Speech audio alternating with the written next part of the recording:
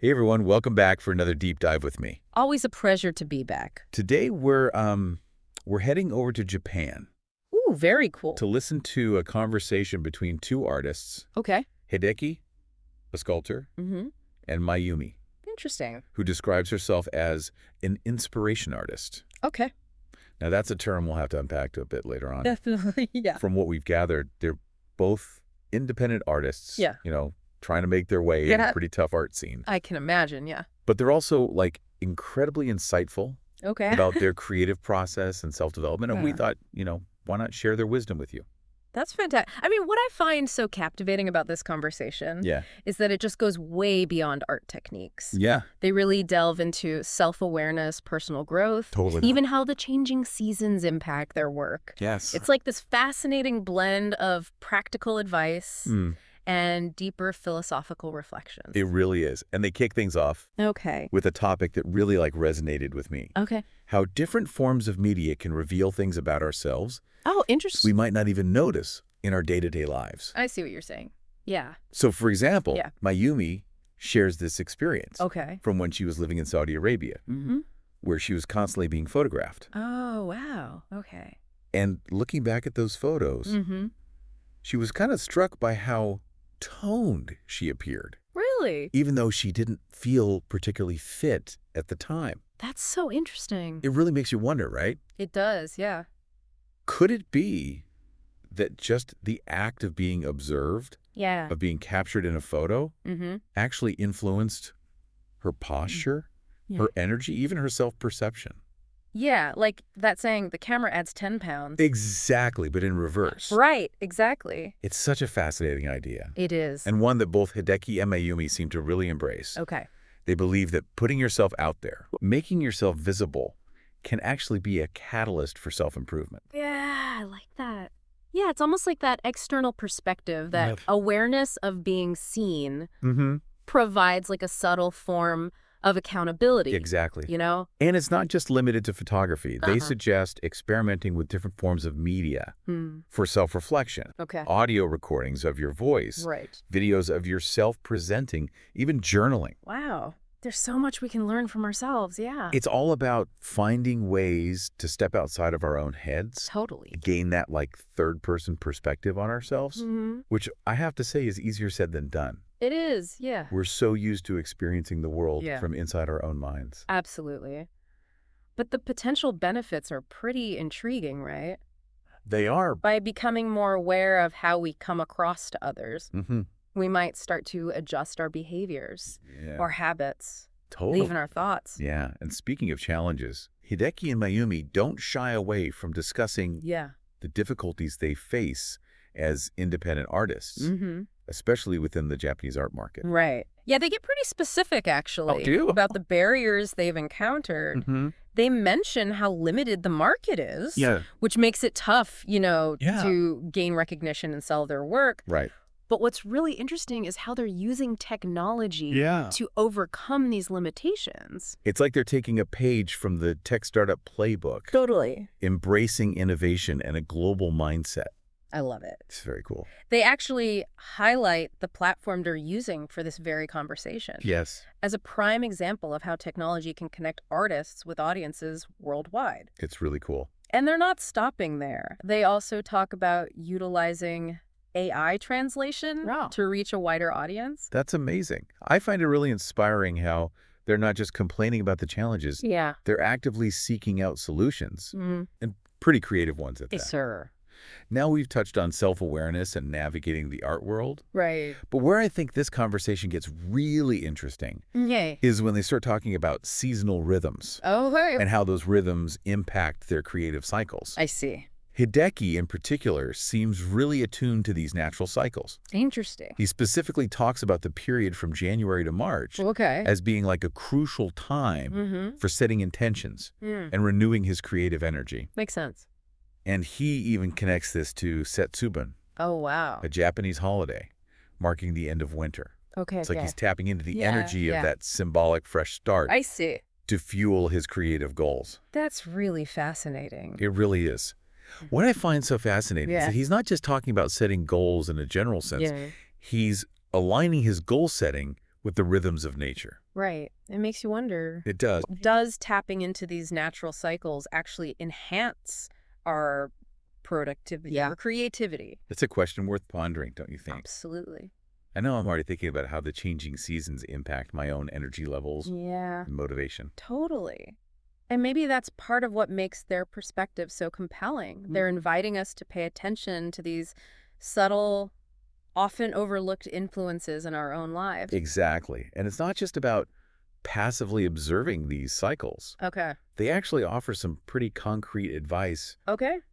for how to align our actions and intentions with these natural rhythms. And what do they recommend?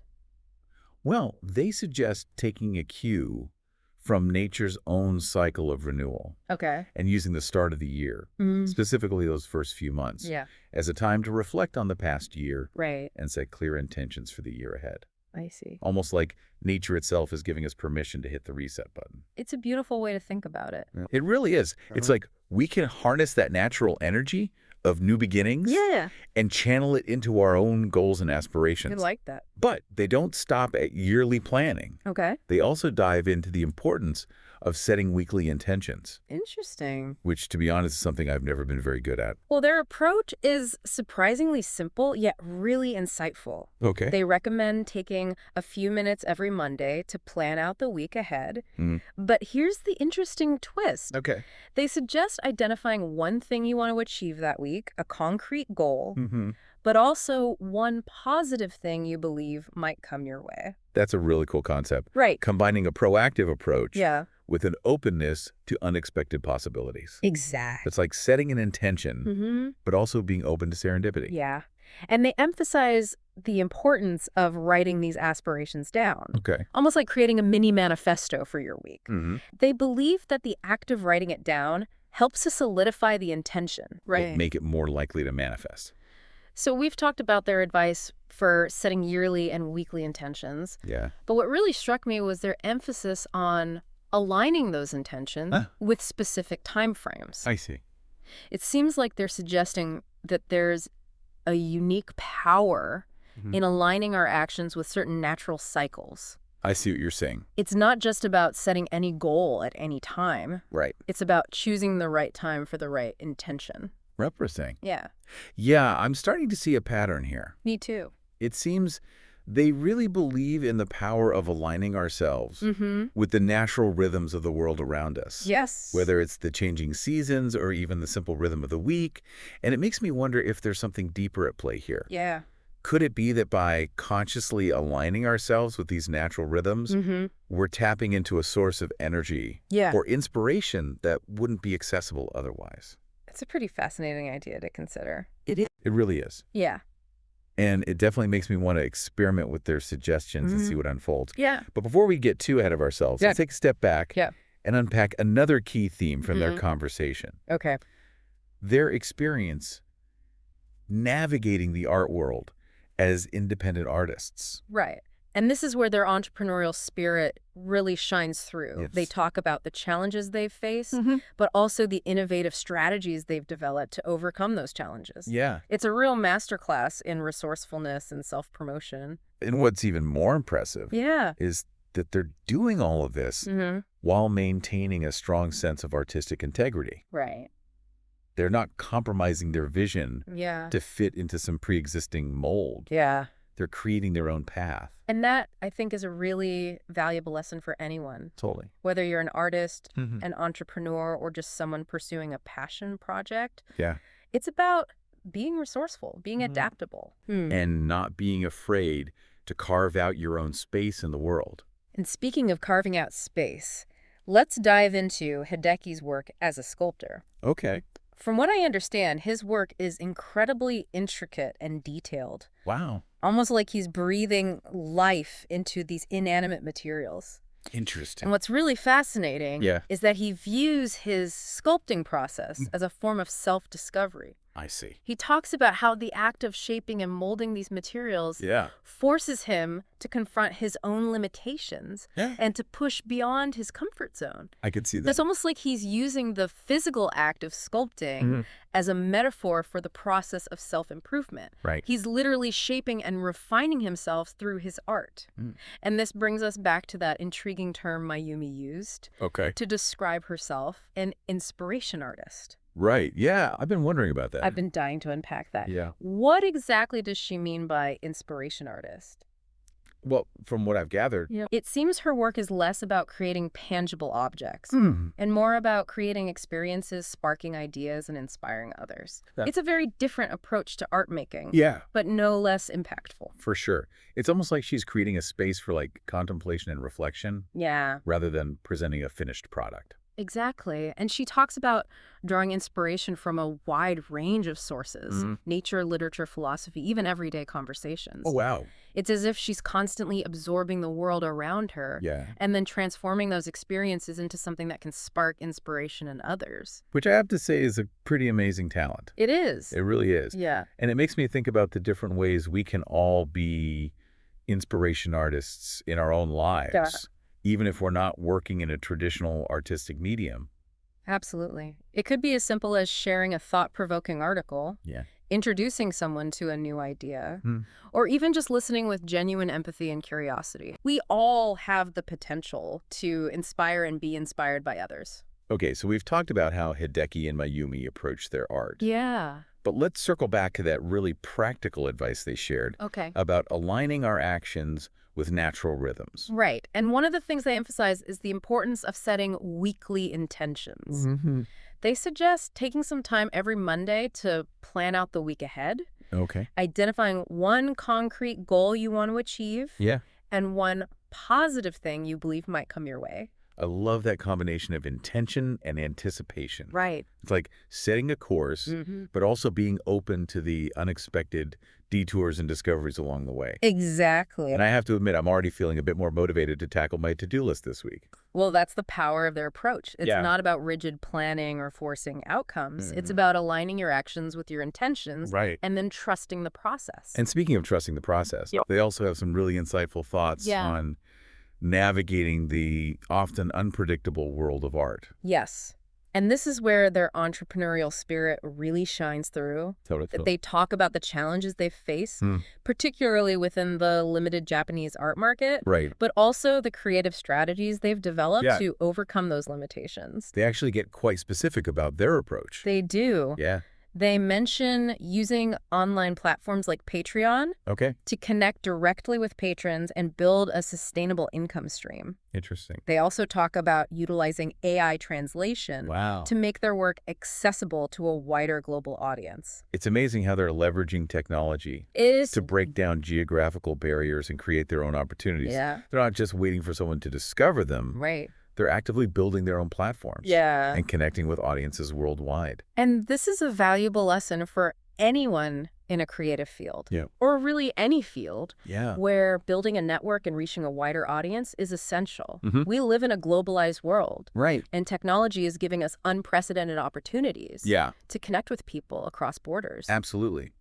It's about being proactive, being resourceful, and not being afraid to experiment with new tools and strategies. And I think this brings us to one of the most inspiring aspects of Hideki and Mayumi's conversation. Their unwavering belief in their own creative potential. I see what you mean. They radiate this sense of possibility and optimism that's really contagious. You can tell they genuinely love what they do. And that passion is what fuels their drive to keep experimenting and keep pushing the boundaries of their art. They're not just creating art. They're creating a life that's aligned with their passions and values. I love that. And that's something we can all aspire to. No matter what our chosen field or area of interest may be. Absolutely. It's about finding that sweet spot where your skills, your passions, and your values intersect. And then pursuing that intersection. With relentless enthusiasm and a willingness to embrace the unknown. And I think that's what makes their conversation so inspiring. It's not just about art. It's about life. It's about finding your own path, Right. embracing your unique talents, Totally. and creating a life that's both meaningful and fulfilling. They remind us that creativity isn't limited to artists. Yeah. It's a force that exists within all of us, waiting to be tapped into. And sometimes all it takes is a little inspiration, a little guidance, and a whole lot of courage to bring that creativity to life. Speaking of inspiration, one of the things that really stood out to me was how Hideki and Mayumi seem to draw inspiration from a wide range of sources. Right. Nature, literature, philosophy, even everyday conversations. It's like they're constantly absorbing the world around them. Yeah. And then transforming those experiences into something that can fuel their creativity. And they encourage us to do the same, Yeah. to be open to inspiration from unexpected sources. They suggest keeping a notebook handy to jot down ideas, observations, or anything that sparks our curiosity. It's like they're saying that inspiration isn't something that just happens to us. Yes. It's something we actively cultivate by paying attention to the world around us and being open to new experiences. And this brings us back to their advice about aligning our actions with natural rhythms. Okay. They seem to be suggesting that by tuning into the rhythms of nature, the changing seasons, the cycle of day and night, we can tap into a deeper source of inspiration and creativity. It's almost like they're encouraging us to become more mindful of our surroundings, to slow down, to listen, to observe, and to allow those observations to inform our creative process. And this mindfulness extends to their approach to self-reflection. They emphasize the importance of taking time to step back from the busyness of life and simply observe our own thoughts, feelings, and behaviors. They suggest using different forms of media for this self-reflection. Right. Audio recordings, videos, even just journaling. It's all about finding ways to gain that third-person perspective on ourselves. To see ourselves as others might see us. And this self-awareness, they believe, is crucial for personal growth.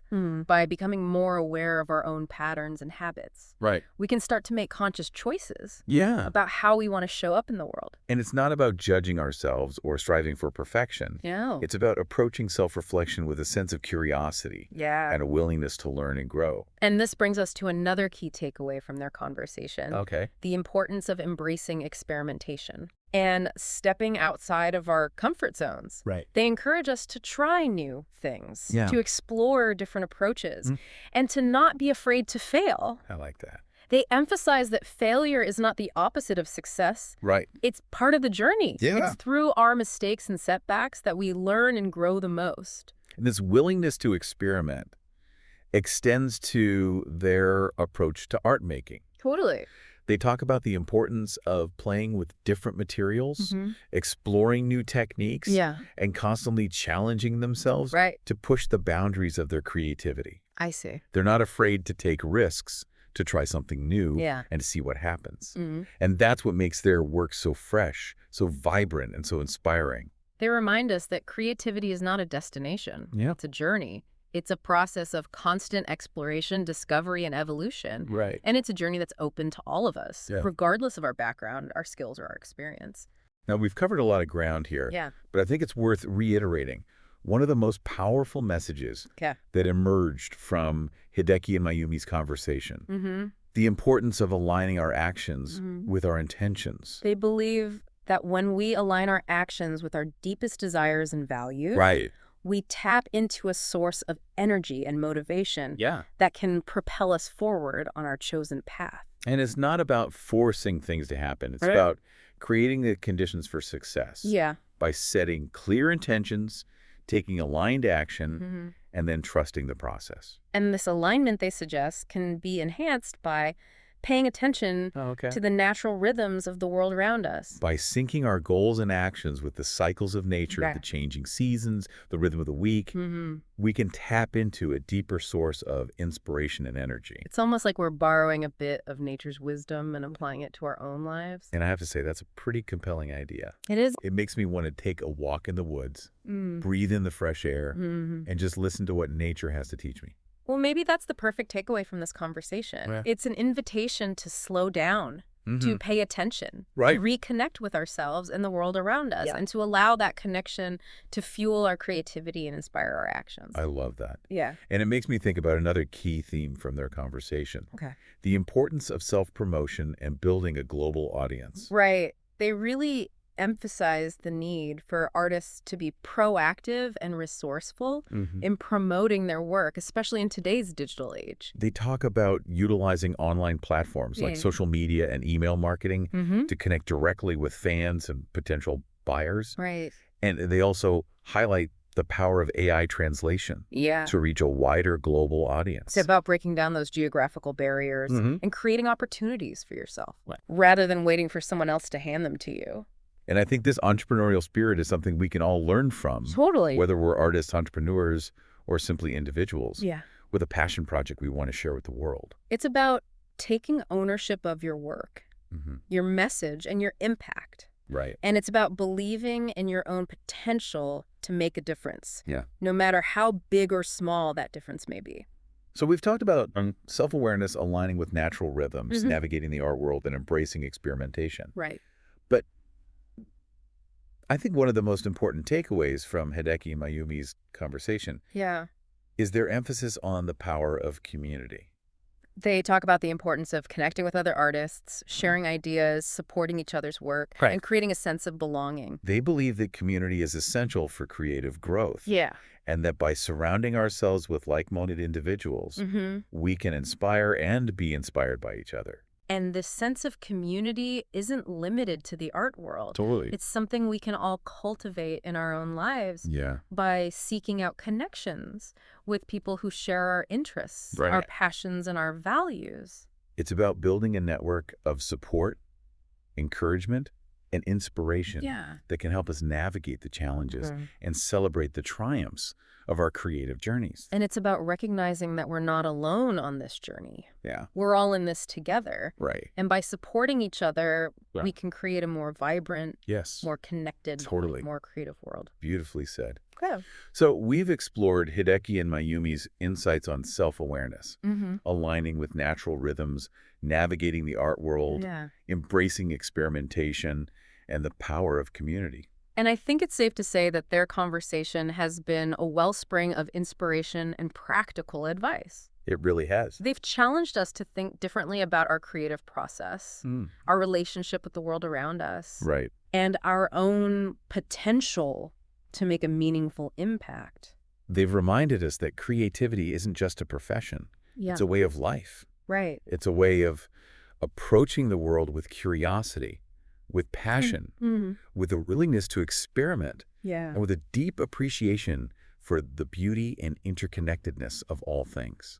And they've reminded us that we all have a unique contribution to make a story, to tell a vision to share with the world. And it's a way of life that's accessible to all of us, whether we consider ourselves artists or not. Right. What's so inspiring about Hideki and Mayumi is that they don't put themselves on like some pedestal. You know, they're so down to earth and approachable. And they just make the creative process feel accessible to anyone. Totally. It reminds us that creativity isn't about having some special talent or gift. It's about showing up, doing the work, and being open to the journey. And that journey, as they've shown us, can be filled with unexpected twists and turns, challenges and triumphs, moments of doubt and moments of pure inspiration. But it's a journey worth taking, wouldn't you say? Absolutely. It's a journey that can lead us to a deeper understanding of ourselves, our world, and our own creative potential. Okay, so we've covered a lot of ground in this deep dive. Yeah. We've explored Hideki and Mayumi's insights on self-awareness, aligning with natural rhythms, navigating the art world, embracing experimentation, the power of community, and so much more. And I think it's safe to say that their conversation has left us with a wealth of inspiration and practical advice. It really has. They've challenged us to think differently about our creative process, our relationship with the world around us, and our own potential to make a meaningful impact. They've shown us that creativity isn't just a profession. It's a way of life. Absolutely. It's a way of approaching the world with curiosity, with passion, with a willingness to experiment, and with a deep appreciation for the beauty and interconnectedness of all things. And they've reminded us that we all have a unique contribution to make a story to tell, a vision to share with the world. So as we wrap up this deep dive, Yeah. I'm left with this lingering question. Oh, what's that? If Hideki and Mayumi are right, Mm-hmm. and aligning our creative cycles with natural rhythms, Yeah. like the changing seasons can truly enhance our productivity and fulfillment, Right. what small step can we take today Yeah. to start incorporating this concept into our own lives? Mm-hmm. That's a good question. Maybe it's as simple as taking a walk in nature Yeah. and paying attention to the subtle shifts in energy, Mm-hmm. or observing how our own moods and motivations ebb and flow with the seasons. It's a question worth pondering. It is. And perhaps the answer is different for each of us. Yeah. But one thing is for sure. What's that? Hideki and Mayumi have given us a beautiful framework for Yeah. thinking about our creative journeys. And it's up to us to take their insights and make them our own. Beautifully said. Until next time, keep diving deep, keep exploring, and keep creating. Take care, everyone.